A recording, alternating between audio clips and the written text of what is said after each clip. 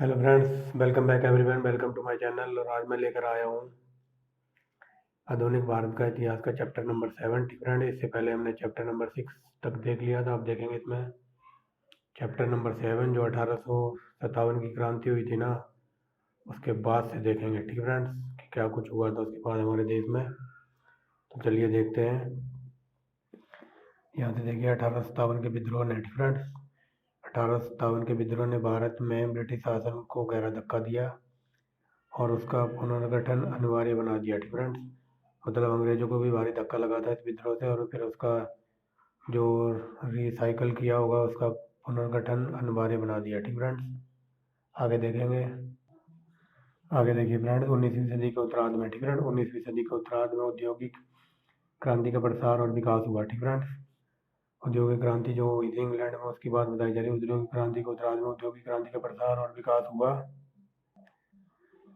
Europe के दूसरे देश। ठीक फ्रेंड, यूरोप के दूसरे देश अमेरिका और जापान में भी औद्योगिकरण हुआ। ठीक फ्रेंड्स, यूरोप और जापान के जो दूसरे यूरोप के दूसरे देश थे जो जापान और अमेरिका, इनमें भी औद्योगिकरण हुआ होगा। और विश्व की अर्थव्यवस्थाओं में ब्रिटेन का उत्पादन संबंधी वित्तीय श्रेष्ठता में समाप्त हो गई। ठीक फ्रेंड्स, यहाँ ये बताया जा रहा है कि 19वीं सदी में जो औद्योगिक क्रांति वगैरह आई थी तो उसका प्रसार और विकास हुआ होगा। और धीरे धीरे जो यूरोप के दूसरे देश थे, ठीक फ्रेंड्स, यूरोप के दूसरे देश अमेरिका जापान का भी औद्योगिकरण हुआ होगा। और विश्व में अर्थव्यवस्था में ब्रिटेन का उत्पादन संबंधी और वित्तीय श्रेष्ठता समाप्त हो गई। ठीक फ्रेंड्स, क्योंकि औद्योगिकरण होने लग गया था देशों में जापान और अमेरिका जैसे। ठीक फ्रेंड्स, समझ रहे हो गए। आगे देखेंगे यहाँ से। इसके अलावा 1850 में, ठीक है, इसके अलावा 1850 के बाद रेलवे में और भारत सरकार के दिए गए ऋण के रूप में बहुत अधिक ब्रिटिश पूंजी लगी हुई थी। ठीक है, इसकी वजह से अंग्रेज थोड़े और कम पड़ गए होंगे ढीले, क्योंकि इनकी अर्थव्यवस्था अब थोड़ा। ठीक है, 1850 में औद्योगिकरण वगैरह हुआ था। और इसके बाद 1850 के बाद रेलवे में भारत जो अंग्रेजों की बहुत सारी पूंजी लगी हुई थी और भारत सरकार को इन्होंने ऋण भी दिया था। इसी के कारण बहुत अधिक ब्रिटिश पूंजी इनमें लगी हुई थी रेलवे में, और भारतीय सरकार को इन्होंने कर्ज वगैरह दिया हुआ था। ठीक है फ्रेंड्स, आगे देखेंगे। प्रशासन देखेंगे अब। ठीक है फ्रेंड्स, प्रशासन को देख रहे हैं तो प्रशासन में ब्रिटिश 1858 में, ठीक है, 1858 में ब्रिटिश संसद द्वारा एक कानून कानून ने शासन का अधिकार ईस्ट इंडिया कंपनी से लेकर ब्रिटिश सम्राट को दे दिया। ठीक फ्रेंड्स, जो 1858 का जो वो घोषणा पत्र था ना, उसी की बात हो रही है। 1858 में ब्रिटिश संसद द्वारा पारित कानून ने शासन का अधिकार ईस्ट इंडिया कंपनी से लेकर ब्रिटिश सम्राट को दे दिया। ठीक फ्रेंड्स, आगे चलते हैं। अब शासन का भार। ठीक फ्रेंड, शासन का भार ब्रिटिश सरकार के एक मंत्री, जिसे भारत मंत्री अर्थात सेक्रेटरी ऑफ स्टेट कहा जाता था, को दे दिया। ठीक फ्रेंड्स, और उसकी सहायता के लिए एक काउंसिल नियुक्त कर दी गई। ठीक फ्रेंड्स, एक मंत्री था जिसे सेक्रेटरी ऑफ इंडिया कहा जाता था, उसको सारा अधिकार दे दिया था और उसकी सहायता के लिए एक काउंसिल नियुक्त कर दी गई। यह भारत सचिव ब्रिटिश कैबिनेट का सदस्य था और इस प्रकार संसद के प्रति उत्तरदायी होता था। ठीक फ्रेंड्स, आगे देखेंगे। इस कानून के अनुसार भारत का शासन पहले से ही एक तरह गवर्नर जनरल को चलाना था। ठीक फ्रेंड्स, जो ये रूल बनाया था ना, तो इसी की तरह बताया जा रहा था कि इस कानून के अनुसार भारत का शासन पहले की तरह ही गवर्नर जनरल को चलाना था। हालांकि अब उसे वायसराय अर्थात सम्राट के व्यक्तिगत प्रतिनिधि की पदवी दे दी गई थी। ठीक फ्रेंड्स, पहले गवर्नर जनरल कहा जाता होगा उसको, अब उसे वायसराय कहा जाता था। ठीक फ्रेंड्स, बस यही फर्क था। आगे देखेंगे भारत के लिए। ठीक फ्रेंड्स, भारत के लिए 1858 के कानून में व्यवस्था थी। भारत के लिए 1858 के कानून में व्यवस्था थी कि गवर्नर जनरल के साथ एक एग्जीक्यूटिव काउंसिल होगी, जिसके सदस्य विभिन्न विभागों के प्रमुख और गवर्नर जनरल के आधिकारिक सलाहकार होंगे। ठीक फ्रेंड्स, देखिए फ्रेंड्स, जो 1858 में जो कानून व्यवस्था थी, इसमें गवर्नर जनरल के साथ एक एग्जीक्यूटिव काउंसिल यानी कार्यकारी परिषद होगी, जिसका सदस्य विभिन्न विभागों से होंगे। ठीक फ्रेंड्स, यहाँ तक हो गया था ना। विभिन्न विभागों के प्रमुख गवर्नर जनरल आधिकारिक सलाहकार होंगे। ठीक फ्रेंड्स, आगे देखेंगे 1861। ठीक फ्रेंड्स, 1861 में इंडियन काउंसिल एक्ट ने गवर्नर जनरल को काउंसिलिंग के कानून बनाने के अधिकारों को और भी बड़ा बना दिया। ठीक फ्रेंड्स, जो 1861 का जो काउंसिलिंग एक्ट था, इसने गवर्नर जनरल को काउंसिलिंग के जो कानून बनाने का जो अधिकार था, इसको और भी बड़ा बना दिया। इसलिए उसे इंपीरियल लेजिस्लेटिव काउंसिल का नाम दिया गया। देखिए फ्रेंड, इसीलिए उसे इंपीरियल लेजिस्लेटिव काउंसिल का नाम दिया गया था। ठीक फ्रेंड्स, यह नाम याद रखना, लेजिस्लेटिव काउंसिलिंग। ठीक फ्रेंड्स, आगे चलते हैं। Governor general. ठीक फ्रेंड, गवर्नर जनरल को एग्जीक्यूटिव काउंसिल में से 6 से 12 सदस्यों को बढ़ाने का अधिकार था। ठीक फ्रेंड, इसके जो मेंबर थे वो 6 से 12 तक हो सकते थे, कम से कम। ठीक फ्रेंड, जिसमें कम से कम आधे का गैर अधिकारी होना अनिवार्य था। ठीक फ्रेंड, मान लो इसमें 12 सदस्य हैं तो 6 अधिकारी होंगे और 4 बाकी जो 6 पेंडिंग रह गए वो 6 गैर अधिकारी थे। ठीक फ्रेंड, ये बात बताया जा रहा है कि 6 का गैर अधिकारी होना अनिवार्य था। ये भारतीय सदस्य भी हो सकते थे और अंग्रेज भी। ठीक फ्रेंड, जो ये टोटल 12 सदस्य थे, इनमें से जो अधिकारी वगैरह वर्ग वगैरह के होंगे तो वो तो टोटल अंग्रेज ही होंगे। बाकी जो 6 बचे तो बाकी 6 में से भारतीय हो सकते थे और अंग्रेज भी। ठीक फ्रेंड्स, किसमें, जो ये लेजिस्लेटिव काउंसिल थी। ठीक फ्रेंड्स, इसमें आगे देखेंगे लेजिस्लेटिव काउंसिल। ठीक फ्रेंड, लेजिस्लेटिव काउंसिल का एग्जीक्यूटिव पर कोई नियंत्रण नहीं होता था। इसके अलावा उनके द्वारा पारित कोई भी विधेयक गवर्नर जनरल के अनुमोदन के बिना कानून नहीं बन सकता था। ठीक फ्रेंड्स, जो ये लेजिस्लेटिव काउंसिल थी, इसका एग्जीक्यूटिव पर कोई नियंत्रण नहीं होता था। इसके अलावा इसके द्वारा कोई भी विधेयक गवर्नर जनरल के बिना कानून नहीं बन सकता था। ठीक फ्रेंड्स, आगे देखेंगे। तो यहाँ से देखिए, लेजिस्लेटिव काउंसिल में भारतीय सदस्यों की संख्या बहुत कम थी और वे भारतीय जनता द्वारा चुने न होकर गवर्नर जनरल द्वारा चुने जाते थे या नामजद किए जाते थे। ठीक फ्रेंड, जो लेजिस्लेटिव काउंसिल थी, इसमें भारतीयों की संख्या बहुत कम थी और वे भारतीय जनता के द्वारा नहीं, अंग्रेजों के द्वारा चुने जाते थे, ये बताया जा रहा है यहाँ पर। ठीक फ्रेंड, अब आगे देखेंगे प्रांतीय शासन। प्रांतीय शासन कैसा था, तो चलिए देखते हैं। बंगाल, मद्रास, मुंबई प्रांतों को प्रेसिडेंसी कहा जाता था। इन प्रेसिडेंसियों का प्रशासन एक गवर्नर, 3 सदस्यों वाली एक काउंसिल। ठीक फ्रेंड्स, जो ये प्रेसिडेंसी कही जाती थी ना, बंगाल, मद्रास और मुंबई, इनको प्रेसिडेंसी कहा जाता था। इन प्रेसिडेंसियों का प्रशासन एक गवर्नर 3 सदस्यों वाली एक काउंसिल, आगे देखेंगे। ठीक है, 3 सदस्यों वाली काउंसिल की सहायता से चलता था और उनकी नियुक्ति सम्राट करता था। ठीक फ्रेंड्स, जो 3 सदस्य थे ना, उनकी नियुक्ति सम्राट करता था। आगे देखेंगे, दूसरे प्रांतों का शासन गवर्नर जनरल द्वारा नियुक्त लेफ्टिनेंट गवर्नर, चीफ कमिश्नर चलाते थे। ठीक फ्रेंड्स, जो दूसरे प्रांत थे उनका शासन गवर्नर जनरल द्वारा नियुक्त लेफ्टिनेंट गवर्नर या चीफ कमिश्नर चलाते थे। आगे देखेंगे, 1833 से पहले प्रांतीय सरकारों को बहुत स्वायत्ता प्राप्त थी। जो 1833 से पहले जो चार्टर एक्ट आया वगैरह था, जो 1813 में आया था, उसके पहले की बात हो रही है। ठीक है, 1813 के चार्टर एक्ट की बात हो रही है, मतलब जो 1833 से पहले की बात हो रही है। ठीक है, 1833 के पहले प्रांतीय सरकारों को बहुत स्वायत्ता प्राप्त थी, पर 1833 में उससे कानून बनाने का अधिकार छीन लिए गए। ठीक है, मतलब इनकी अंग्रेजों की चली थी 1813 के चार्टर एक्ट तक, चार्टर से 1833 के चार्टर एक्ट तक, मतलब 1932 तक इनकी चली थी। फिर उसके बाद 1932 नहीं, 1832 तक। ठीक है, सॉरी उसके लिए। तो 1832 तक इन्होंने अपनी चलाई होगी। ठीक है, उसके बाद हर 20 साल में ये चार्टर एक्ट आता था ना। पहले आया था 1813 में, जिसमें शिक्षा पर 1 लाख रुपए खर्च किए थे अंग्रेजों ने। और उसके बाद ये कानून वगैरह बनाते रहे होंगे, लेकिन 1832 तक इनकी चली। लेकिन 1832 के बाद ये 1833 का जो अधिकार आया था, तो इसने जो प्रांतीय जो स्वायत्ता प्राप्त थी, इनको कानून बनाने के अधिकार इनसे छीन लिए गए थे अंग्रेजों से। ठीक है, इस चार्टर एक्ट में ये कहा गया था। अब देखेंगे आगे। यहाँ से देखिए, वित्तीय प्रांत। ठीक है, प्रांतीय वित्त को केंद्रीय वित्त से अलग करने की दिशा में पहला कदम 1870 में लॉर्ड मेयो ने उठाया। ठीक है, जो प्रांतीय वित्त था उसको केंद्र वित्त से अलग करने की दिशा में पहला कदम 1870 में लॉर्ड मेयो ने उठाया। पुलिस, जेल, शिक्षा, चिकित्सा सेवाओं और सड़कों जैसी कुछ सेवाओं के प्रशासन के लिए प्रांतीय सरकारों को निर्धारित रकम दी जाती थी। ठीक फ्रेंड्स, मतलब ये कह रहा है कि जो प्रांतीय वित्त था उसको केंद्रीय वित्त से अलग कर दिया गया था 1870 में लॉर्ड मेयो ने।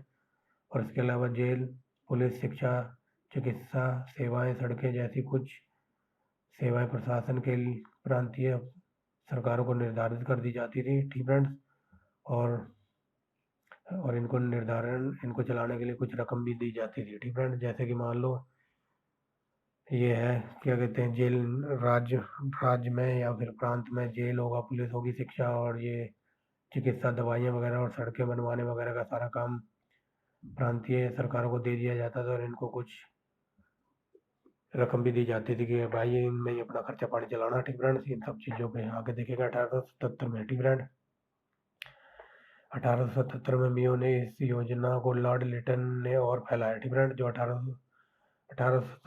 1870 की ये योजना थी ना लॉर्ड मियो की, इसको 1877 में इस योजना को लॉर्ड लिटन ने और भी विकसित किया होगा, फैलाया। उसने प्रांतीय सरकारों को भू राजस्व, समान प्रशासन, कानून, न्याय व्यवस्था जैसी कुछ और सेवाएं सौंप दी। ठीक फ्रेंड्स, ये बताया जा रहा है कि उसने तो ये सड़क, शिक्षा, स्कूल, जेल, पुलिस सौंपी थी प्रांतीय शासन को, लेकिन जो ये लॉर्ड लिटन था उसने प्रांतीय सरकारों को भू राजस्व, समान प्रशासन, कानून, न्याय व्यवस्था और कुछ अन्य सेवाएं सौंप दी। किसको? प्रांतीय सरकार को। ठीक फ्रेंड्स, आगे देखेंगे। इस तरह राजस्व के सारे स्रोत को 3 भागों में बांट दिया गया। ठीक फ्रेंड, जो भी टैक्स वगैरह आता था उसको 3 पार्ट में डिवाइड कर दिया हुआ। सामान्य, प्रांतीय तथा वे जिनसे प्राप्त आय केंद्र और प्रांतों में बांट दी थी। ठीक फ्रेंड, ये तीनों पार्ट देख लिए। अब आगे देखेंगे। आगे हमारी स्थानीय संस्थाएं। ठीक फ्रेंड, जो स्थानीय संस्थाएं थी उसको देखेंगे। स्थानीय संस्था। ठीक फ्रेंड, वित्तीय कठिनाइयों के कारण सरकार के प्रशासन का और भी विकेंद्रीकरण किया गया और नगर पालिकाओं तथा जिले परिषदों के द्वारा स्थानीय शासन को प्रोत्साहित किया। ठीक फ्रेंड, वित्तीय कठिनाई वगैरह हो रही होंगी, उसके कारण वित्तीय कठिनाई के कारण सरकार ने प्रशासन और विकेंद्रीकरण कर दिया। ठीक फ्रेंड, सरकार ने प्रशासन को और भी मतलब बांट दिया और नगर पालिकाओं तथा जिला परिषदों के द्वारा स्थानीय शासन को प्रोत्साहन दिया गया। ठीक फ्रेंड, जो नगर पालिका और जो जिला परिषद थी ना, इसके द्वारा स्थानीय प्रशासन को देख रेख की गई होगी इसके द्वारा। ठीक फ्रेंड्स, अब नीचे देखेंगे। आगे देखेंगे। अधिकारियों को लग रहा था कि अगर जनता को यह लगे कि उन पर लगे गए करों से प्राप्त आमदनी का इस्तेमाल उन्हीं के कल्याण के लिए होना है तो वह कर देने में हिचकिचाएगी नहीं। ठीक फ्रेंड्स, क्योंकि इनकी वित्तीय स्थिति डामाडोल हो गई थी, तो अब ये जनता को यकीन दिलाना चाहते थे।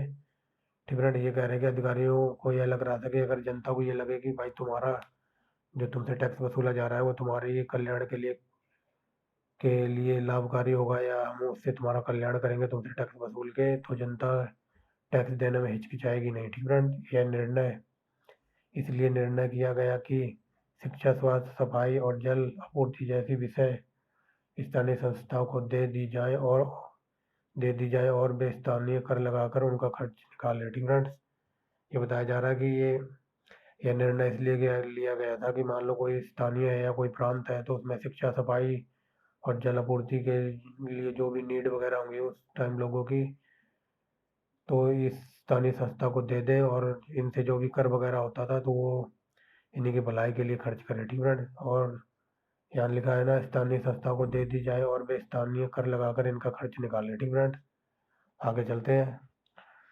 देखिए यहाँ सबसे पहले 1864 में सबसे पहले 1864 और 1868 के बीच स्थानीय संस्थाओं की स्थापना हुई।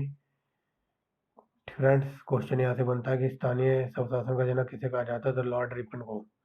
याद रखना, ये आ भी गया इसका नाम इस दिशा में। ठीक फ्रेंड, इस दिशा में 1882 में लॉर्ड रिपन की सरकार ने उठाया। ठीक फ्रेंड, इस दिशा में 1882 में रिपन की सरकार ने उठाया।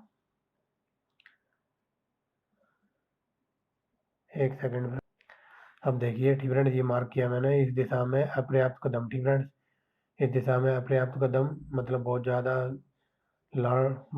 मतलब सुशासन व्यवस्था बनाई होगी। अपर्याप्त कदम उठाए मतलब बहुत ज़्यादा कुछ अच्छा किया होगा इसने, लॉर्ड रिपन ने। तो ये बताया जा रहा है इस दिशा में अपर्याप्त कदम 1882 में लॉर्ड रिपन की सरकार ने उठाया। एक सरकारी प्रस्ताव ग्रामीण, नगरीय और स्थानीय संस्थाओं द्वारा जिनके अधिकांश सदस्य गैर अधिकारी हो, स्थानीय मामलों का प्रबंधन एक नीति निर्धारित की जाएगी। ठीक है, इसने ये कहा था, मतलब बहुत अच्छे कदम उठाए होंगे स्थानीय स्वशासन के लिए। और ये कहा था कि एक अधिकारी प्रस्ताव में ग्रामीण नगरीय संस्थाएं जिनके सदस्य अधिकांश गैर अधिकारी हो, स्थानीय मामलों का प्रबंधन की एक नीति निर्धारित की गई इनके द्वारा। ठीक फ्रेंड्स, अब आगे देखेंगे सेना में परिवर्तन। 1858 के बाद सेना में क्या परिवर्तन हुए थे, तो चलिए देखते हैं। 1858 के बाद सेना। ठीक फ्रेंड, 1858 के बाद सेना। ठीक फ्रेंड, देखिए 1858 के बाद सेना में भारतीयों के मुकाबले यूरोपियों का परसेंटेज बढ़ा होगा। ठीक फ्रेंड, मतलब 1858 की क्रांति के बाद भारतीय लोगों को कम सेना में भर्ती किया जाता होगा, यूरोपियों को ज़्यादा। ठीक फ्रेंड, ये बात बताई गई है। 1858 के बाद सेना में भारतीयों के मुकाबले यूरोपियों का भाग बढ़ा। बंगाल की सेना में अब यह अनुपात, ठीक है, जो बंगाल की अंग्रेजों की सेना थी उसका अनुपात बताया जा रहा है। बंगाल की सेना में अब यह अनुपात एक और दो का तथा ठीक है, 1 और 2 का अनुपात था बंगाल में, तथा मद्रास और मुंबईयों की सेना में 2 और 5 का अनुपात था। ठीक है, सेना में। आगे देखेंगे तोपखाने। ठीक है, तोपखाने जैसे सेना के महत्वपूर्ण विभाग पूरी तरह यूरोपीय के हाथों में रखे गए। मतलब अब तोपखाने विभाग में कोई भी इंडियन प्रमोट नहीं होगा। ठीक है, पूरी तरह यूरोपीय हाथों में रखे गए। अधिकारी वर्गों से भारतीयों को बाहर रखे जाने की पुरानी नीति को सख्ती से पालन किया गया।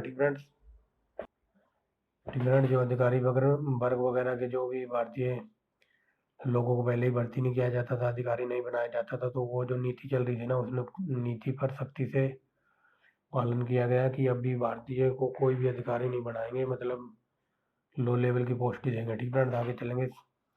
सेना में भारतीय अंग का गठन संतुलित और जवाबी संतुलन तथा बांटो और राज करो नीति के आधार पर किया गया। ठीक फ्रेंड्स, यहाँ बताया जा रहा है सेना में भारतीय अंग या संगठन संतुलन और जवाबी संतुलन और बांटो की राज की नीति पर किया गया ताकि किसी ब्रिटिश विरोधी विद्रोह में एकजुट होकर उनको अवसर ना मिले। ठीक है, ये मतलब ये बताया जा रहा है कि इनको ऐसा इसलिए किया गया था, इनको बांटो और राज की नीति इसलिए अपनाई गई थी क्योंकि ताकि भारतीय को जो सैनिक वगैरह हैं वो इकट्ठे ना हो सके और अंग्रेजों के खिलाफ दोबारा विद्रोह ना कर सके।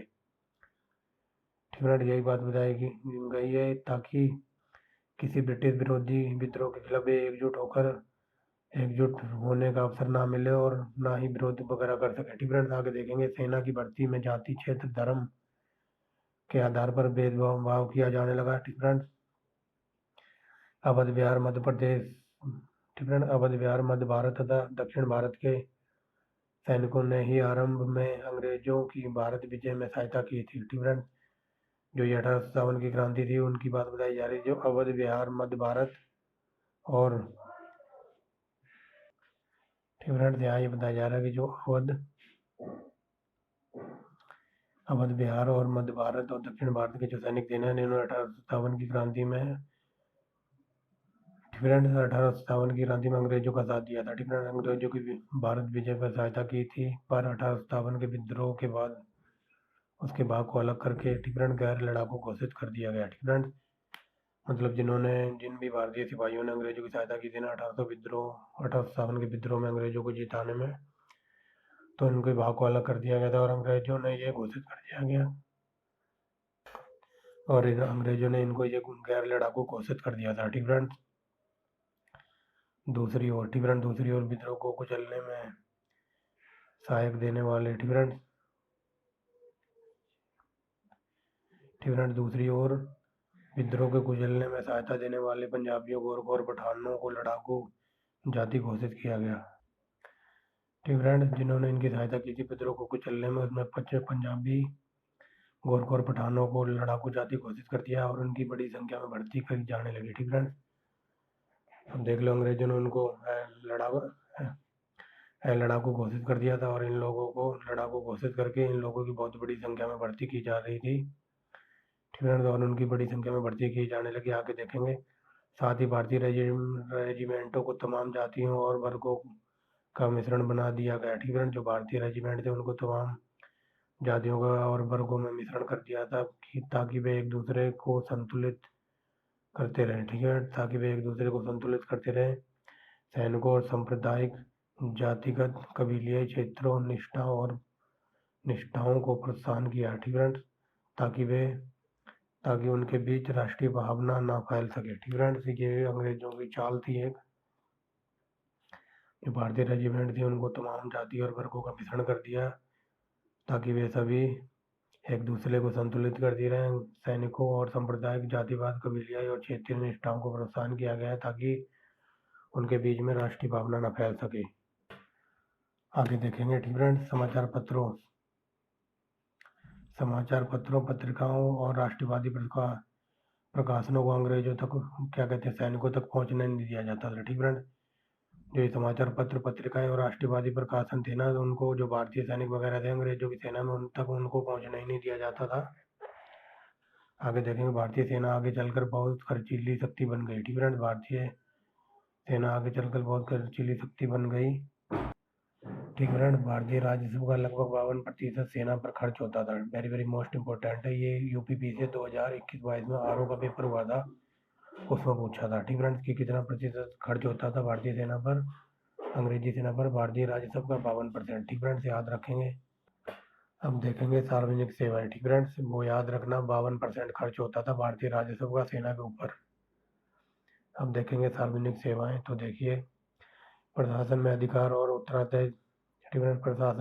और उत्तरदायित्व के सारे पदों पर इंडियन सिविल सर्विसेज के सदस्य होते थे। ठीक फ्रेंड्स, जो कि सारे अंग्रेज होते थे। ठीक फ्रेंड्स, प्रशासन के अधिकार और उत्तरदायित्व के सारे पदों पर इंडियन सिविल सर्विसेज के सदस्य बैठे होते थे, जिनकी भर्ती लंदन में होने वाली खुली वार्षिक प्रतियोगिता परीक्षा के द्वारा की जाती थी।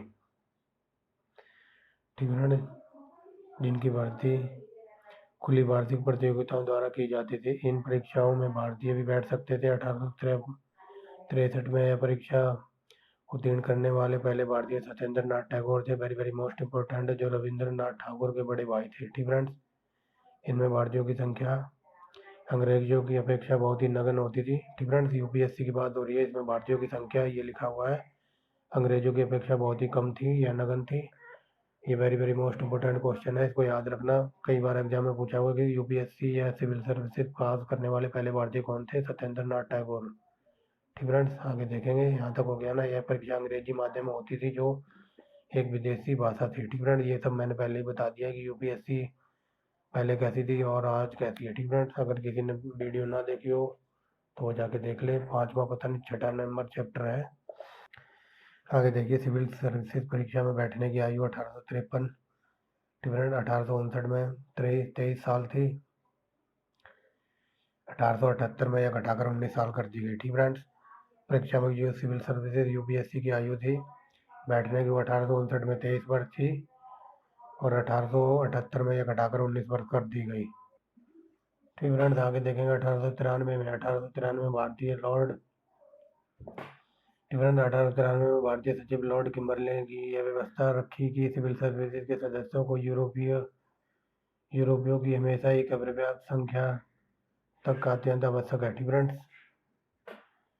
फ्रेंड्स, इन्होंने ये कहा था 1893 में, जो सचिव थे ना लॉर्ड किम्बरले ने यह कहा था कि जो सिविल सर्विस के सदस्य हैं ना, ये इसमें यूरोपियों की संख्या एक हमेशा एक पर्याप्त होना और अत्यधिक आवश्यक है। ठीक फ्रेंड्स, मतलब ज़्यादा से ज़्यादा यूरोपीय सिविल सर्विसेज में होने चाहिए और इनकी संख्या बहुत ही आवश्यक है, इनकी प्रेजेंसनेस। ठीक फ्रेंड्स, इनका प्रेजेंटेशन हमारे लिए बहुत अधिक है। ठीक फ्रेंड्स, बहुत आवश्यक है और अत्यंत ज़्यादा से ज़्यादा यूरोपियों को सिविल सर्विसेज सदस्य होना चाहिए। ठीक फ्रेंड्स, आगे देखेंगे।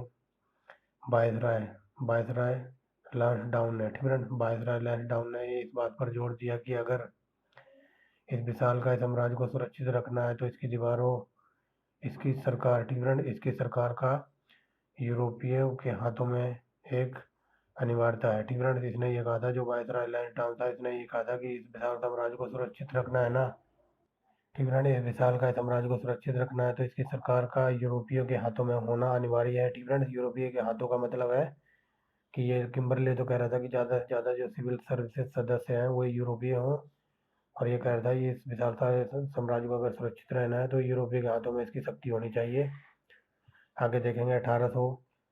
18 में। ठीक है फ्रेंड्स, भारतीयों का दबाव 1818 के बाद भारतीयकरण किया गया। ठीक है फ्रेंड्स, भारतीयों के दबाव में 1818 के बाद भारतीयकरण किया गया। आगे देखेंगे, इन सेवाओं में शामिल भारतीय शासन। ठीक है फ्रेंड्स, इन सेवाओं में शामिल भारतीय ब्रिटिश शासन के एजेंट के काम करते थे और वफादारी के साथ ब्रिटिश के साम्राज्यवादी उद्देश्यों की पूर्ति करते थे। ठीक फ्रेंड्स, जो ये भारतीय सैनिक वगैरह होंगे, भारतीय जो सिविल सर्विसेज के मेंबर होंगे, उनकी बात हो रही है। इन सेवाओं में शामिल भारतीय ब्रिटिश शासन के एजेंट के रूप में काम करते थे और वफादारी के साथ ब्रिटेन के समाजवादी उद्देश्यों की पूर्ति करते थे। ठीक फ्रेंड्स, अब देखेंगे इनका रजवाड़ों के साथ कैसा संबंध था। तो 1857 के विद्रोह के बाद, ठीक है, 1857 के विद्रोह के बाद भारतीय राज्यों को हड़पने की नीति छोड़ दी गई। ठीक फ्रेंड्स, जो नीति चलाई थी ना, हड़पने की नीति ये चलाई थी डलहौजी ने। तो 1857 की क्रांति के बाद भारतीय राज्यों को हड़पने की नीति छोड़ दी गई। आगे देखेंगे, वायसराय कैनिंग ने कहा था कि इन शासकों ने तूफान में तरंग रोधक का काम किया। ठीक फ्रेंड, ये बात मैंने पीछे भी आपको पढ़ाई थी कि वायसराय कैनिंग ने ये कहा था कि जो 1857 की जो तूफान आया था या सैलाब आया था, तो ये भारतीय शासक इसमें बांध की तरह काम कर रहे थे। ठीक फ्रेंड्स, वही बात यहाँ बताई गई कि वायसराय कैनिंग ने कहा था इन शासकों ने तूफान में तरंग रोधक का काम किया है। आगे देखेंगे, अपना अस्तित्व बनाए रखने के लिए राजाओं ने ब्रिटेन के सर्वोपरि शक्ति मानना शुरू कर दिया, या इनको सर्वोपरि शक्ति मानना पड़ता था। ठीक फ्रेंड्स, ये बात बताई जा रही है कि जो भारतीय रजवाड़े थे ना, उन्हें अपना अस्तित्व बनाए रखने के लिए जो ब्रिटेन की जो शक्ति थी ना, उसे सर्वप्रिय मानना पड़ता था। 1876 में पूरे महाद्वीप पर ब्रिटेन की सत्ता पर जोर देने के लिए विक्टोरिया, जो इंग्लैंड की राजधानी थी, रानी विक्टोरिया ने भारतीय साम्राज्य का पद संभाला। ठीक है, जो भारतीय पूरा महाद्वीप था उसमें पूरा ब्रिटिश सत्ता स्थापित करने के लिए जो रानी विक्टोरिया थी, उसने साम्राज्य का पद संभाला। बाद में लॉर्ड कर्जन ने यह बात स्पष्ट की कि राजा महाराजा अपने राज्यों का शासन केवल ब्रिटिश सम्राट के एजेंटों के रूप में कर रहे हैं। ठीक है, कर रहे हैं या करेंगे। ठीक है, लॉर्ड कर्जन था, इसने ये कहा था कि भले ही तुम भारत के राजा हो या रजवाड़े हो, तो तुम राजा या महाराजा अपने राज्य का शासन केवल ब्रिटिश के एजेंटों के रूप में ही करोगे। ठीक है, करोगे या कर रहे हैं। अब देखेंगे प्रशासन संबंधी नीतियाँ। ठीक है, प्रशासन संबंधी नीतियाँ क्या थी, तो देखिए, कम से कम यही कहा जाता था कि अंग्रेज भारतीयों को स्वशासन के लिए प्रशिक्षित के लिए तैयार कर रहे हैं। ठीक है, ये बात कही जा रही थी कि जो अंग्रेज भारतीयों को पढ़ा लिखा रहे थे ना, जो अंग्रेजी शिक्षा थोप रहे थे, तो उससे भारतीय लोग ये कह रहे थे कि जो अंग्रेज हैं वो भारतीयों के स्वशासन के लिए प्रशिक्षित, यानी कि हमें तैयार कर रहे हैं। और ठीक है, बट इनको गलतफहमी थी और अंत राजनीतिक सत्ता भारतीयों को सौंप देंगे। ठीक है, जो इंडिया के लोग थे ये सोच रहे थे कि अंग्रेज हम लोगों को पढ़ा लिखा कर तैयार कर रहे हैं और वे जो भारत की बागडोर है, भारतीय राजनीतिक सत्ता हमको सौंप देंगे और यहाँ से चले जाएंगे। बट ऐसा कुछ नहीं था। ठीक है, भारतीयों को सौंप देंगे। बट अब यह बात खुलकर कही जाने लगी कि ठीक है, बट अब यह बात खुलकर कही जाने लगी कि अपने सामाजिक और सांस्कृतिक दोषों के कारण भारतीय अपना शासन चलाने के लिए काबिल नहीं है या योग्य नहीं है। ठीक है, मतलब अभी ये बात कही जाने लगी थी कि भारतीय जो सामाजिक और संस्कृति के जो दोष है, इसके कारण भारतीय अपना शासन नहीं चला सकते। ठीक है, उसको चलाने के योग्य नहीं है और उन पर अंग्रेजों का शासन अनिश्चित काल तक बना रहेगा। ठीक है, समझ गए होंगे इस लाइन का मतलब। अब आगे देखेंगे, बांटो और राज करो की नीति। 1858 के बाद उन्होंने जनता के खिलाफ राजाओं को और एक प्रांत को दूसरे प्रांत के खिलाफ, एक जाति को दूसरी जाति के खिलाफ, एक समूह को दूसरे समूह के खिलाफ और सबसे अधिक मुसलमानों के विरुद्ध हिंदुओं को खड़ा कर दिया। ठीक है, खड़ा कर दिया या भड़काना शुरू कर दिया होगा। ठीक है, हिंदुओं को खड़ा करके बांटो और राज करो की इस नीति को जारी रखने का फैसला किया। ठीक है, समझ गए होंगे, राजाओं को जनता के खिलाफ, एक प्रांत को दूसरे प्रांत के खिलाफ, जाति को दूसरी जाति के खिलाफ और एक समूह को दूसरे खिलाफ और हिंदू को मुसलमानों के खिलाफ खड़ा करके बांटो और राज करो की इस नीति को जारी रखने का फैसला किया था अंग्रेजों ने।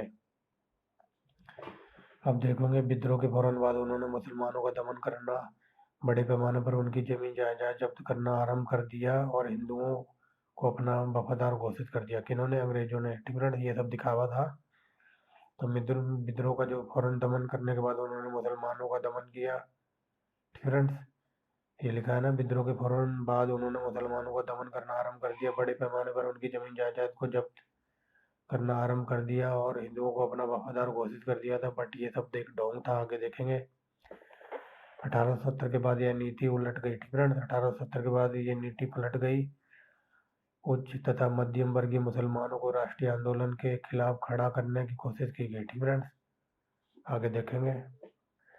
अब आगे देखेंगे शिक्षित भारतीयों की शत्रुता। ठीक है, जो शिक्षित भारतीय थे, पढ़े लिखे थे, उस टाइम पढ़ रहे थे जब विद्रोह चल रहा था, तो उनके प्रति ये शत्रु बन गए थे। आगे देखेंगे। 1857 के विद्रोह में शिक्षित भारतीयों के भाग लेने से इनकार करने पर अनेक अंग्रेज अधिकारियों ने उनकी प्रशंसा की। ठीक है, जिन भी स्टूडेंट ने 1857 की क्रांति में भाग लेने से मना कर दिया था, अंग्रेज अधिकारियों ने उनकी प्रशंसा की थी।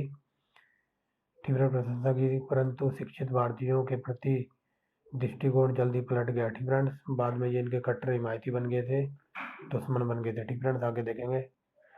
आगे देखिए, जल्दी पलट गया कारण में जिस कारण की उसमें से अनेक लोग हाल में ही प्राप्त आधुनिक शिक्षा का उपयोग करके ब्रिटिश शासन के साम्राज्यवादी चरित्र की विश्लेषण करने लगे थे। ठीक है, यहाँ ये बात बताई जा रही है कि जो भी छात्र वगैरह अंग्रेजों की शिक्षा से प्राप्त की थी उन्होंने, यानी अंग्रेजों ने जिनको भी पढ़ाया लिखाया होगा, वो उस पढ़ाई का उपयोग यानी उस ज्ञान का उपयोग ब्रिटिश शासन के साम्राज्यवादी चरित्र की विश्लेषण करने में लग गए थे। ठीक है, इस वजह से इनमें शत्रुता की भावना उत्पन्न हुई। आगे चलते हैं। उन्होंने प्रशासन में भारतीयों की भागीदारी की मांगे रखी थी। ठीक है, उन्होंने प्रशासन में भारतीयों की भागीदारी की मांगे रखनी आरंभ कर दी थी या रखी थी। ठीक है, ये जो लोग थे पढ़े लिखे, ये कह रहे थे कि भारतीयों को भी प्रशासन में जगह दी जाए। ठीक है, आगे देखते हैं।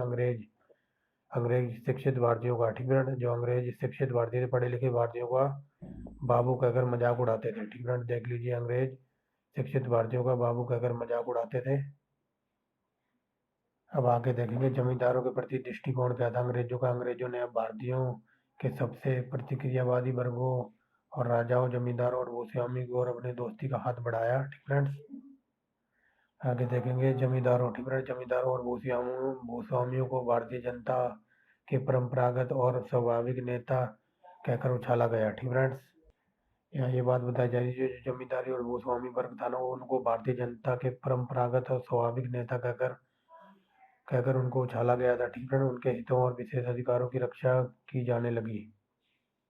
ठीक है, जो उनके हित और जो जमींदारों के और ये भूस्वामियों वगैरह के हित और उनके विशेष अधिकारों की रक्षा की जाने लगी। 1857 में वायसराय लिटल ने खुलकर घोषणा की कि अब इंग्लैंड के सम्राट को एक शक्तिशाली देशी अभिजात वर्ग की आशाओं, अपेक्षाओं और सहानुभूतियों के हितों से समृद्ध समझना चाहिए। ठीक है, ये बात बताई जा रही है। ये कहा था लॉर्ड कैनिंग, ये कहता है कि जो इंग्लैंड के जो सम्राट है ना, वो जो ठीक है, लॉर्ड लिटन ने ये खुलकर घोषणा की कि इंग्लैंड के सम्राट को शक्तिशाली देशी अभिजात वर्ग की दशाओं, आकांक्षाओं, सहानुभूतियों और हितों के संबंध में समझना चाहिए। ठीक है, इनका भला करने की ओर ध्यान देना चाहिए। ठीक फ्रेंड्स, अब आगे देखिए, यहाँ से देखेंगे। ठीक है, यहाँ तक हो गया था ना।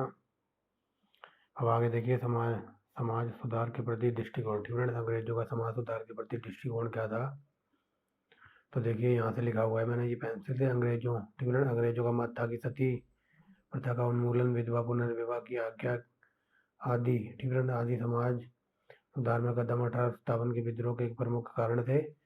इसलिए धीरे धीरे उन्हें रूढ़िवादियों का पक्ष लेना आरंभ कर दिया और समाज सुधारकों को समर्थन देना बंद कर दिया था। ठीक है, क्योंकि अंग्रेज ये चाह रहे थे कि जो सती प्रथा का उन्मूलन, विधवा पुनर्विवाह की आज्ञा धीरे धीरे, ठीक है, विधवा पुनर्विवाह की आज्ञा आदि समाज में सुधार कदम 1857 के विद्रोह के प्रमुख कारण मानते थे। ठीक है, इसीलिए अंग्रेजों ने रूढ़िवादियों का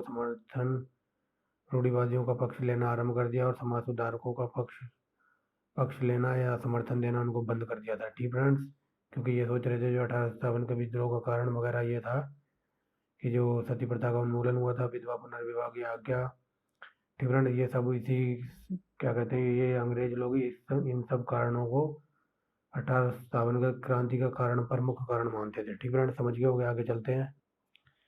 आगे देखिए अंग्रेज। ठीक है, अंग्रेज सामाजिक प्रश्नों पर हमेशा ही उदासीन नहीं रहे। ठीक है, जो अंग्रेज थे वो सामाजिक प्रश्नों पर हमेशा ही उदासीन नहीं रहे। यथास्थिति को बनाए रखकर उन्होंने प्रत्यक्ष रूप में सामाजिक बुराइयों को सुरक्षित ही रखा।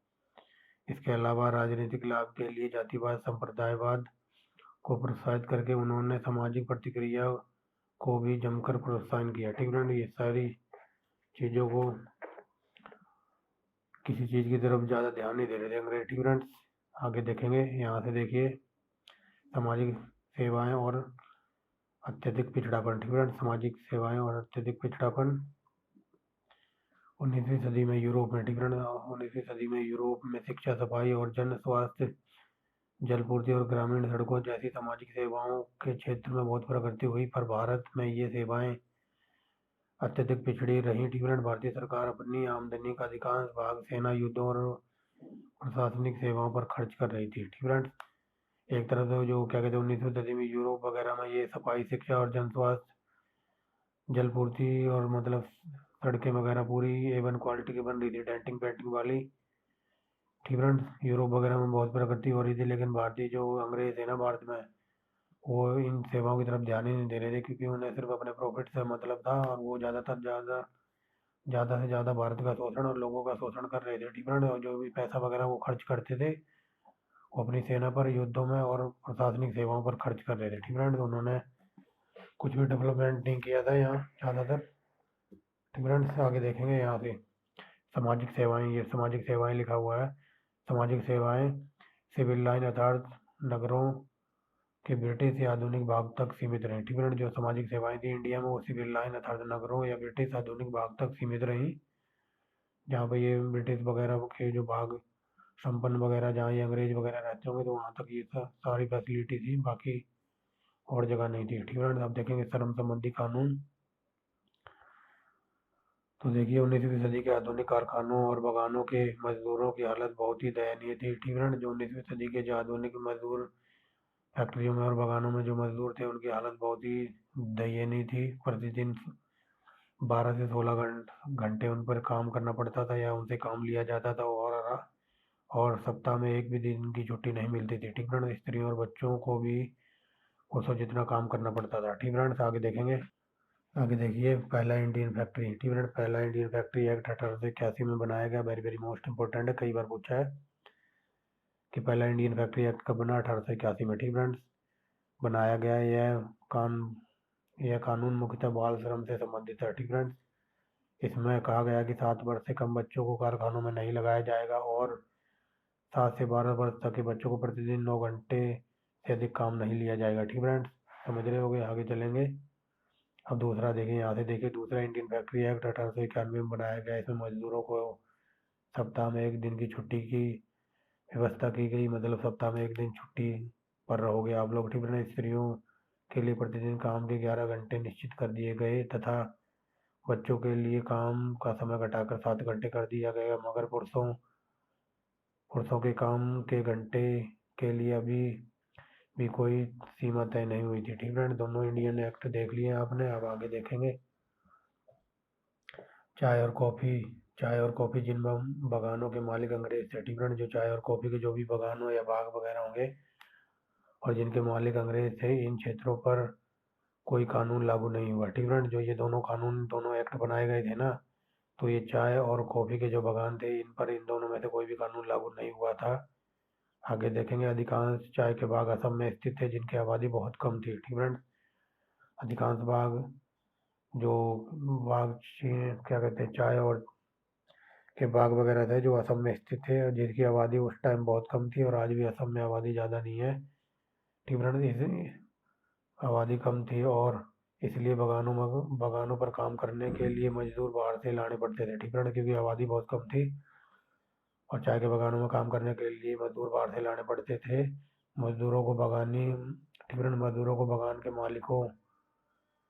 मालिक धोखाधड़ी करके और बलपूर्वक लाते थे। ठीक फ्रेंड्स, ये बताया जा रहा है कि जो मजदूर वगैरह जो मालिक लेके आते थे ना मजदूरों को, उनको धोखाधड़ी और बलपूर्वक लाते थे। ठीक फ्रेंड, भारत सरकार ने इन मकान मालिकों को पूरी सहायता की तथा उनकी सहायता के लिए 1873, 65, 1870, 73 और 82 में दंड कानून बनाए गए। ठीक फ्रेंड, मकानों के मालिकों की मौज कर रखी थी सरकार ने। अब देखेंगे प्रेस पर प्रतिबंध। ठीक फ्रेंड, भारत में छापे खाने की शुरुआत अंग्रेजों ने ही की थी। शिक्षित भारतीयों ने समाचार पत्र प्रारंभ करने और उन्हें एक सशक्त राजनीतिक साधन बनाने में, ठीक फ्रेंड, जो भारत में जो प्रिंटिंग प्रेस स्टार्ट की थी अंग्रेजों ने की थी। शिक्षित भारतीयों ने समाचार पत्र के आरंभ में तथा उन्हें एक सशक्त राजनीतिक साधन बनाने में राजा राम मोहन राय, ईश्वर चंद्र विद्यासागर, दादाभाई नौरोजी, जस्टिस रनाडे, सी करजंकर मेनन, ठीक फ्रेंड, मदन मोहन मालवीय, लाला लाजपत राय, बिपिन चंद्र पाल और दूसरे भारतीयों ने एक महत्वपूर्ण भूमिका निभाई थी। ठीक फ्रेंड, इन सब लोगों की महत्वपूर्ण भूमिका थी। धीरे धीरे प्रेस राष्ट्रवादी आंदोलन का एक शस्त्र बन गई। ठीक फ्रेंड, क्योंकि प्रिंटिंग प्रेस में अखबार वगैरह छपता था, तो इन लोगों ने इसमें योगदान दिया था और धीरे धीरे राष्ट्रीयवाद आंदोलन का एक अस्त्र बन गई। आगे देखेंगे चार्ल्स मेटकाफ। ठीक फ्रेंड, चार्ल्स मेटकाफ को भारतीय प्रेस के प्रतिबंधों से मुक्त कर दिया था। वेरी वेरी मोस्ट इंपोर्टेंट है, हजारों बार एग्जाम में पूछा गया है कि भारत की प्रेस का मुक्तिदाता किसे कहा जाता है, तो चार्ल्स मेटकाफ का नाम याद रखेंगे। राष्ट्रवादी चेतना जगाने के लिए और सरकार की प्रतिक्रियावादी नीतियों की कड़ी आलोचना करने के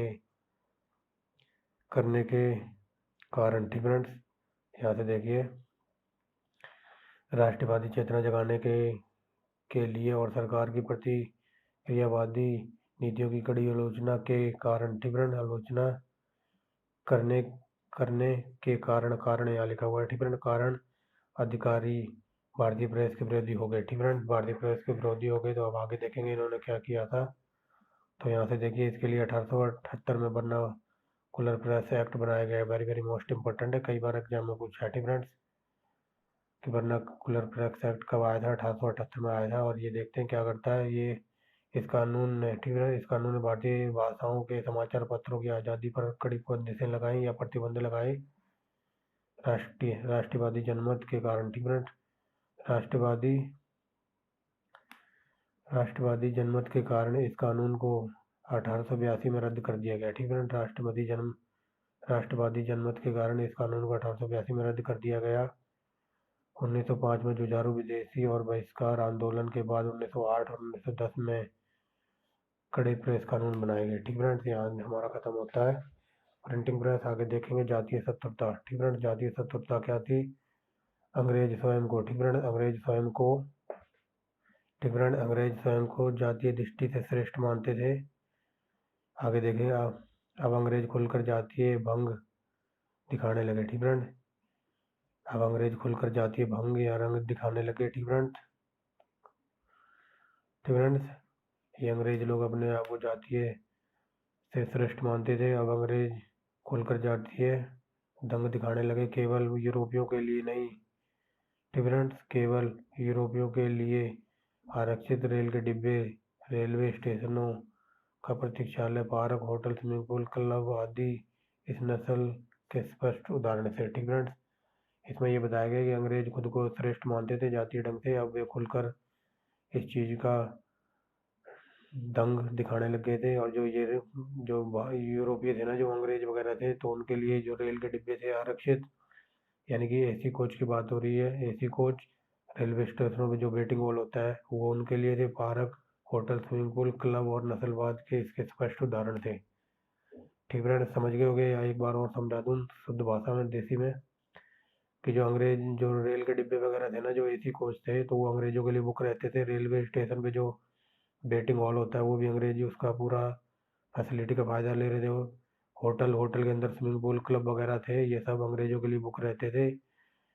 ठीक है, समझ गए हो, आदि इस नस्लवाद का स्पष्ट उदाहरण थे। ठीक है, अब समझ गए होंगे। अब आगे देखेंगे नीचे हमारी है विदेश नीति। ठीक है, अब आगे चलते हैं। यहाँ कुछ है नहीं पढ़ने के लिए विदेश नीति में। तो देखिए विदेश नीति में यहाँ से देखिए, ब्रिटिश शासन के दिनों में पड़ोसियों के साथ भारत के संबंध अंततः ब्रिटिश साम्राज्य और आवश्यकताओं के निर्धारित होते थे। ठीक फ्रेंड्स,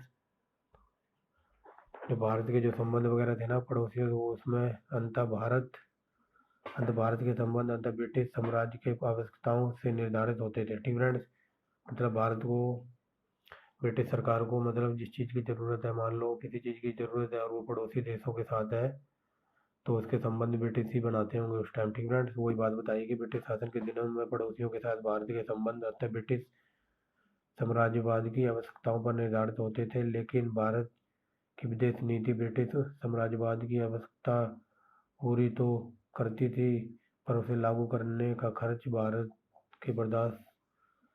भारत को बर्दाश्त करना पड़ता था। ठीक है ना, जो विदेश नीति वगैरह जो भी था, तो उसको लागू करने के लिए जो भी खर्च वगैरह होता था वो भारत के बर्दाश्त के बाहर था। ठीक फ्रेंड्स, बहुत ही ज़्यादा खर्च होता होगा। मान लो कोई विदेश नीति है या कुछ भी है, कोई सामान विदेश से वगैरह मंगाना है, तो उसका खर्च बहुत ही उठाना भारत के बस की बात नहीं होगी। उस टाइम की बात बताई जा रही है। ठीक फ्रेंड्स, यहाँ लिखा है ना, भारत विदेश नीति ब्रिटिश साम्राज्यवाद की आवश्यकताओं को तो पूरी करती थी, लेकिन उसका जो खर्च वगैरह होता था ना, वो बहुत ही A1 क्वालिटी का होगा। इसलिए भारत को उसका खर्च भी वगैरह भी बर्दाश्त करना पड़ता होगा, जितना भी होता होगा। बट हद मार के जो भी है, ये विदेश नीति है अंग्रेजों की। ठीक फ्रेंड्स, ये अंग्रेजों की उपज है, दिमाग की उपज है उनकी। ठीक फ्रेंड्स, प्रॉफिट वगैरह अंग्रेज लेते होंगे, बाकी जो भी खर्च वगैरह होता हुआ वो भारत के बस से बाहर था, या भारत को ही बर्दाश्त करना पड़ता होगा। ठीक फ्रेंड्स, समझ गए होंगे। आगे चलते हैं। नेपाल के साथ युद्ध। ठीक friends, very very most important है। नेपाल के साथ युद्ध तो देखेंगे। अक्टूबर 1814 में दोनों देशों की सीमा के बीच पुलिस की झड़प हो गई। ठीक फ्रेंड्स, आगे देखेंगे यहाँ से कि जो दोनों देशों की जो सीमा पर पुलिस वगैरह थी, तो उनमें आपस में झड़प हो गई, जिससे खुला युद्ध आरंभ हो गया। ठीक फ्रेंड्स, 1814 में दोनों देशों की सीमा पुलिस के बीच झड़प हो गई, जिससे खुला युद्ध आरंभ हो गया। आगे देखेंगे। अंत में ठीक फ्रेंड्स, अंत में नेपाल की सरकार को ब्रिटेन की शर्तें पर शांतिपूर्ण बातचीत करनी पड़ी। तो मतलब नेपाल के जो भी राजा महाराजा होंगे, तो उन्होंने सोचा लड़ाई झगड़े से कुछ नहीं रखा, कि उन्हें शांति से बैठकर बातचीत की जाए। ठीक फ्रेंड, वही बात बताई गई। अंत में नेपाल सरकार को ब्रिटेन की शर्तों पर शांति से बातचीत करनी पड़ी। उसे अपने यहाँ एक ब्रिटिश रेजिमेंट रखना पड़ा। ठीक फ्रेंड्स, जो भी संधि वगैरह हुई होगी वो बात बताई जा रही कि उसे अपने यहाँ एक ब्रिटिश रेजिमेंट रखनी पड़ी। यहाँ तक हो गया।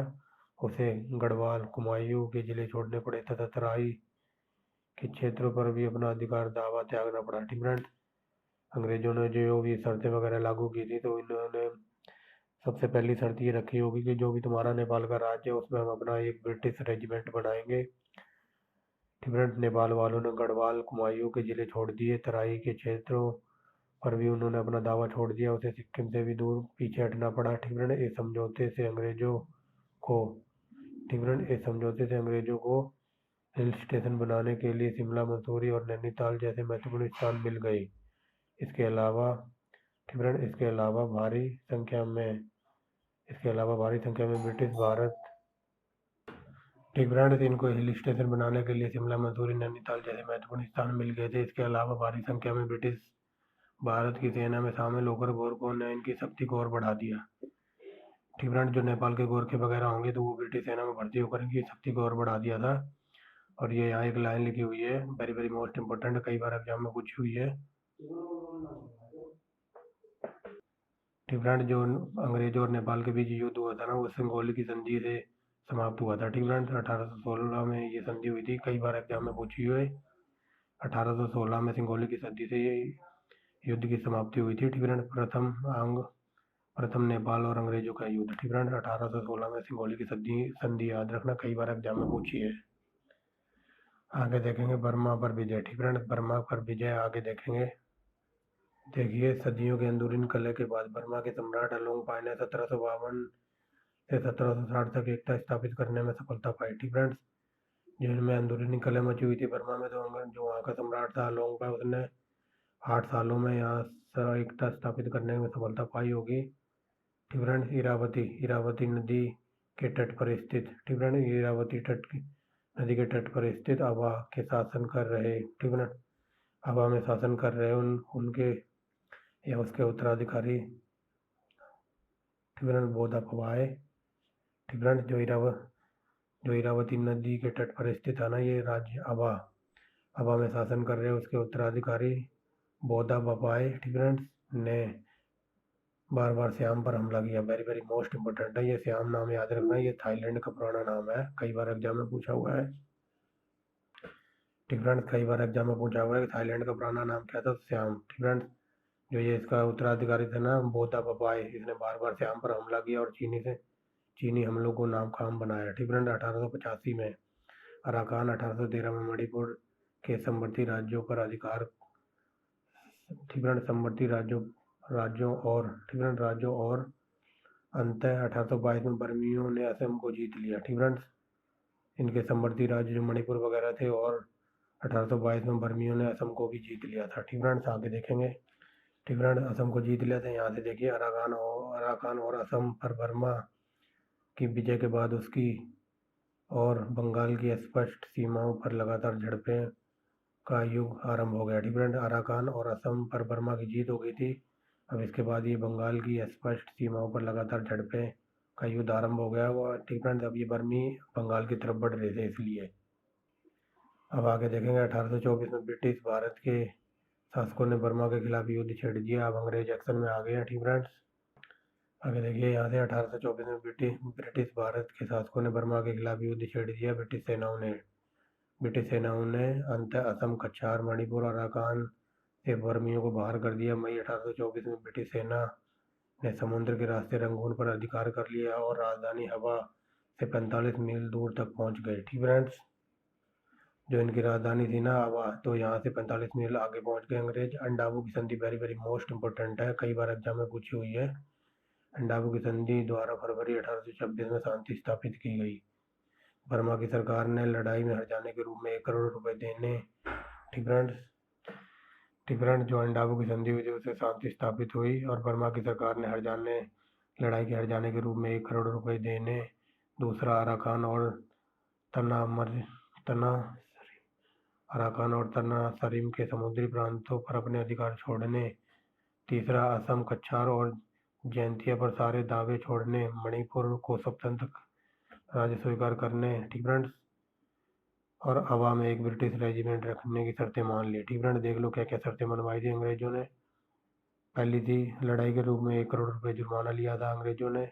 असम, कछार और जैंतिया ये मेघालय में पड़ता है ना, गारो खासी जैंतिया, उसकी बात हो रही है। असम, कछार, जैंतिया के सारे दावे छोड़ने, मणिपुर को स्वतंत्र राज्य स्वीकार करने।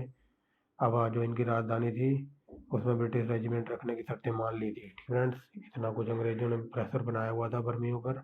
आगे देखेंगे 1852 में दूसरा बर्मा युद्ध छिड़ा। वह लगभग पूरी तरह ब्रिटेन के व्यापार लोभ का परिणाम था, ठीक फ्रेंड्स। 1852 में दूसरा बर्मा युद्ध हुआ था जो पूरी तरह ब्रिटेन के व्यापारिक लाभ का परिणाम था। आगे देखेंगे, यहाँ से देखिए अंग्रेजों ने बर्मा के 2 प्रांतों पर पहले से ही कब्जा जमाए बैठे थे, ठीक है। अंग्रेज बर्मा के 2 प्रांतों पर पहले से ही कब्जा जमाए बैठे थे। अब बाकी देश के व्यापार संबंधों पर भी अपना नियंत्रण स्थापित करना चाहते थे, ठीक फ्रेंड्स। अंग्रेज मतलब 2 इलाके इन्होंने पहले ही हड़प लिए थे। अब बाकी देश के व्यापारिक संबंधों पर भी अपना नियंत्रण स्थापित करना चाहते थे अंग्रेजों ने अब बर्मा के अकेले बचे पैमू प्रांतीय तट को भी हड़प लिया, ठीक फ्रेंड्स। जो अंग्रेजों का जो ये था, जो बर्मा का ये पैमू तट था ना, इसको भी अंग्रेजों ने अब हड़प लिया था। अंग्रेजों ने बर्मा के अकेले बचे प्रांतीय तट पैमू को भी हड़प लिया। आगे देखेंगे 1885 में अंग्रेजों ने बर्मा पर हमला किया। 28 नवंबर 1885 को सम्राट थिबाऊ ने आत्मसमर्पण कर दिया, ठीक फ्रेंड्स, सरेंडर कर दिया था, ठीक फ्रेंड्स। जो इनका राजा था इसने समर्पण कर दिया था अंग्रेजों के सामने। उसके राज्य को जल्द ही भारतीय साम्राज्य में मिला लिया गया, ठीक फ्रेंड्स। मतलब अंग्रेजों ने अपने राज्य में मिला लिया था भारत में, ठीक फ्रेंड्स। किसको? बर्मा को। तो देखिए यहाँ से प्रथम युद्ध, ठीक फ्रेंड्स। प्रथम विश्व युद्ध के बाद बर्मा के आधुनिक प्रकार में एक जोरदार राष्ट्रवादी आंदोलन उठ खड़ा हुआ, ठीक फ्रेंड्स। जो प्रथम युद्ध था वो जो 1914 से 18 तक चला था, उसके बाद की बात हो रही है। प्रथम युद्ध के बाद बर्मा में आधुनिक प्रकार का एक जोरदार राष्ट्रवादी आंदोलन खड़ा हुआ था। बर्मा के राष्ट्रवादियों ने जल्द ही भारतीय राष्ट्रीय कांग्रेस से हाथ मिला लिया। बर्मा के स्वाधीनता संग्राम को कमजोर कर सकने की आशा में 1935 में अंग्रेजों ने बर्मा को भारत से अलग कर दिया। ठीक फ्रेंड्स, जो ये जनमत आंदोलन खड़ा हुआ था, राष्ट्रवादी आंदोलन, तो बर्मा के जो राष्ट्रवादी आंदोलन के कार्यकर्ता वगैरह हुए, उन्होंने भारतीय राष्ट्रीय कांग्रेस से हाथ मिला लिया था। तो अंग्रेजों ने एक दिमाग लगाया, तो बर्मा के जो राष्ट्रवादी संग्राम था उसको कमजोर करने के लिए अंग्रेजों ने वेरी वेरी मोस्ट इम्पोर्टेंट है 1935 में अंग्रेजों ने बर्मा को भारत से अलग कर दिया। कई बार क्वेश्चन बना कि अंग्रेजों ने बर्मा से भारत को कब अलग किया था, तो 1935 में, याद रखेंगे। ठीक है, 1935 में अलग कर दिया था भारत से। अब देखेंगे बर्मा का राष्ट्रवादी आंदोलन द्वितीय विश्व युद्ध के दौरान ऊ आंग सान के नेतृत्व में अपनी चरम सीमा पर पहुंच गया। ठीक फ्रेंड्स, ठीक है, जो बर्मा का राष्ट्रवादी आंदोलन था द्वितीय विश्व युद्ध के दौरान ऊ आंग सान के नेतृत्व में अपनी चरम सीमा पर पहुंच गया। अंत 4 फरवरी 1948 को बर्मा ने अपनी आज़ादी प्राप्त कर ली, स्वाधीनता प्राप्त कर ली। ठीक फ्रेंड्स, अब आगे देखेंगे अफगानिस्तान के संबंध। अफगानिस्तान के साथ कैसे संबंध थे, तो देखिए फ्रेंड्स, ब्रिटिश दृष्टिकोण से अफगानिस्तान की भौगोलिक स्थिति बहुत महत्वपूर्ण थी। ठीक फ्रेंड्स, क्योंकि इनको डर रहता था हमेशा अंग्रेजों को कि कहीं रूस वाले इधर से हमला न कर दें। ठीक फ्रेंड्स, देखिए ब्रिटिश दृष्टिकोण से अफगानिस्तान की भौगोलिक स्थिति बहुत ही महत्वपूर्ण थी। रूस ठीक फ्रेंड्स, देखिए रूस की ओर से संभावित सामरिक चुनौतियों का सामना करना तथा व्यापारिक हितों को आगे बढ़ाने के लिए अफगानिस्तान पर नियंत्रण जरूरी था। ठीक फ्रेंड्स, जो मतलब इनको ये डर रहता था कहीं इधर से रूस वगैरह हमला न कर दें, तो उसकी चुनौती यहाँ से लिखा है ना, रूस की ओर से संभावित सामरिक चुनौतियों का सामना करना तथा व्यापारिक हितों को आगे बढ़ाने के लिए अफगानिस्तान पर नियंत्रण जरूरी था, यहाँ लिखा हुआ है। ठीक फ्रेंड्स, आगे देखेंगे। ठीक फ्रेंड्स, यहाँ तक हो गया था ना, नियंत्रण जरूरी था अफगानिस्तान पर। यहाँ से देखिए अंग्रेज अफगानिस्तान के स्वतंत्र दोस्त। ठीक है, जो अंग्रेज थे अफगानिस्तान के स्वतंत्र शासक दोस्त मोहम्मद को हटाकर, ठीक फ्रेंड्स, अंग्रेज ये चाहते थे कि जो इनका स्वतंत्र शासक है ना, दोस्त मोहम्मद को हटाकर उसकी जगह किसी मित्र अर्थात पिट्ठू शासक को बिठाना चाहते थे। ठीक है, गद्दी पर, जो इनका हुक्म मानता हो, ऐसे को किसी मित्र को जो पिट्ठू शासक बनकर शासन चलाए नेपाल का। ठीक फ्रेंड्स, नेपाल का नहीं, अफगानिस्तान का। तो उसकी जगह मतलब इसको जो स्वतंत्र शासक था दोस्त मोहम्मद, उसकी जगह हटाकर किसी मित्र यानी पिट्ठू शासक को बिठाना चाहते थे गद्दी पर, ताकि ये वहां से भी लाभ कमा सके। ठीक फ्रेंड्स, आगे देखिए अफगानिस्तान पर हमला। ठीक फ्रेंड्स, अफगानिस्तान पर हमला फरवरी 1939 में किया।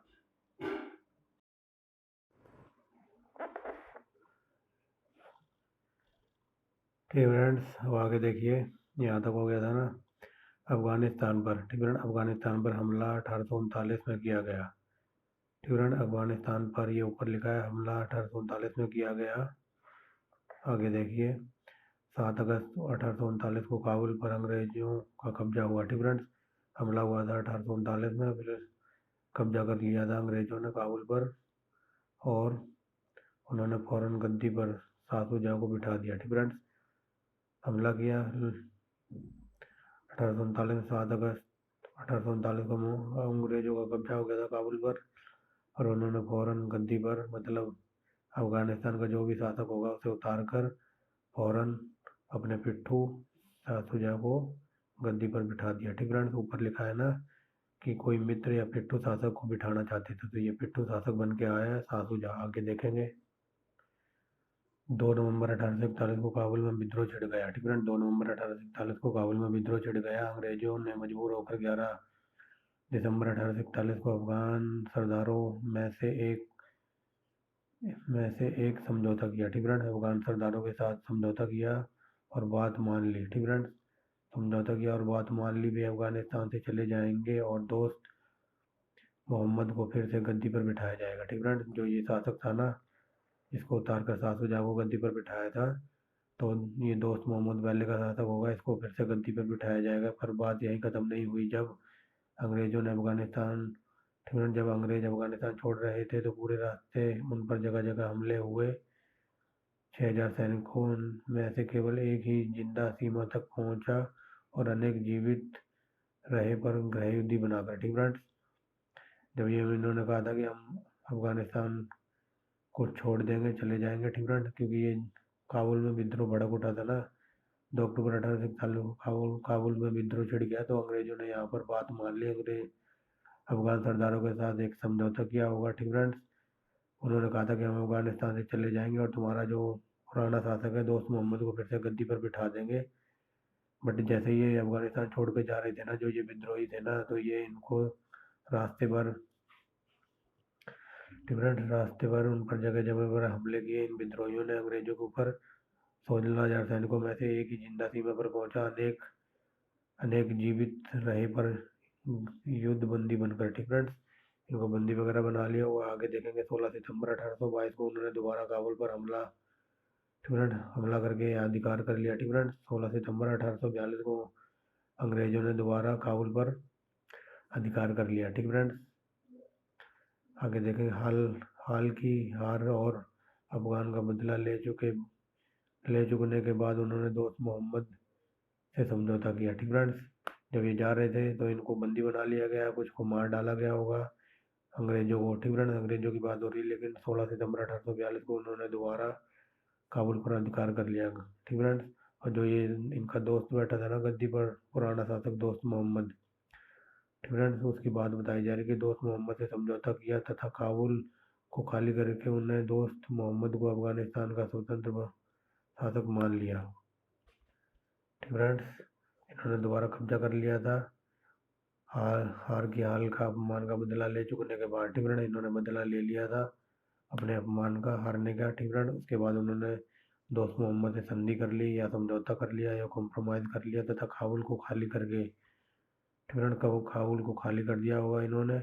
और उसके बाद उन्होंने दोस्त मोहम्मद को अफगानिस्तान का स्वतंत्र राज शासक बना दिया। ठीक फ्रेंड्स, समझ गए होंगे अंग्रेज क्या क्या कर रहे थे। अब आगे देखेंगे नीचे अफगान। ठीक फ्रेंड्स, अफगान शासक शेर अली और ब्रिटेन की शर्तें लादने के लिए उन्होंने 1878 में अफगानिस्तान पर एक और हमला किया। ठीक फ्रेंड्स, देख लो कितने हमले कर रहे हैं। अफगान शासक शेर अली पर ब्रिटेन की सत्ता लादने के लिए उन्होंने 1878 में अफगानिस्तान पर एक और हमला किया है, इसे ही अफगान दूसरा युद्ध माना जाता है। ठीक फ्रेंड्स, आंग्ल अफगान युद्ध दूसरा इसी को माना जाता है, 1878 वाले को। आगे देखेंगे, माना जाता है मई 1879 में शांति संधि स्थापित हुई। ठीक है, मई 1879 में शांति की संधि स्थापित हुई, जब शेर अली के बेटे याकूब खान ने गंदमक की संधि पर हस्ताक्षर किए। ठीक है, इस संधि के अनुसार अंग्रेजों को वह सब हासिल हो गया जो वे चाहते थे। ठीक है, याकूब खान के साथ इनको संधि की होगी और इस संधि के अनुसार वह सब कुछ मिल गया जो अंग्रेज चाहते थे।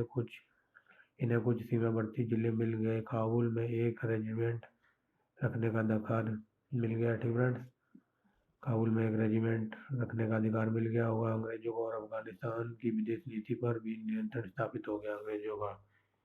बस यही तो चाहते थे कि अफगानिस्तान में हमारी एक ब्रिटिश रेजिमेंट बन जाए, इनकी विदेश नीति पर हमारा अधिकार हो जाए। ठीक फ्रेंड्स, और वो सब ये कर चुके थे।